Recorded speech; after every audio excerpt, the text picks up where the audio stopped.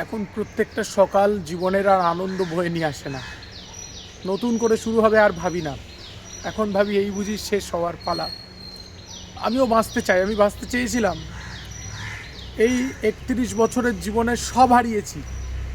লোকে ৫০-৬০ বছর বয়সে গিয়েও স্ত্রী পরিবার হারায় না। আমি সব হারিয়ে ফেলেছি। তার মধ্য দিয়েও আমি নতুন করে বাঁচবো, নতুন করে শুরু করব, এমন একটা ভাবনা ভাবতাম। কিন্তু দেখুন ঈশ্বরের নির্মম পরিহাস, আমার কপালটা শুধুই ব্ল্যাঙ্ক। কিছু মানুষ এই যে একাকিত্বের যে জীবন, ঠিকমতো খাওয়াও জুটতো না। টাকা খাওয়া যায় না। টাকা থাকলে আমার অর্থের সেই রকম অভাব নেই, কিন্তু আমি টাকা খাওয়া যায় না।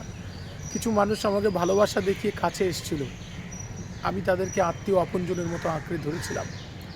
কিন্তু দেখলাম তারপরে সেগুলোও মিথ্যে, শুধু মিথ্যে অভিযোগটুকু রয়ে গেল।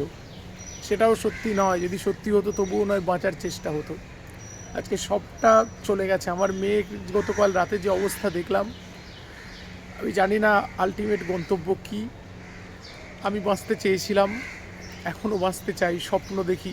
নইলে নির্লজ্জের মতো ইউটিউবে বিজ্ঞাপন দিতে বলেছিলাম যে আমার জন্য তোমরা একটা পাত্রী দেখো, তো একটা জীবনসঙ্গী দেখো, আমি বাঁচতে চাই। তার রেসপন্সও পাইনি।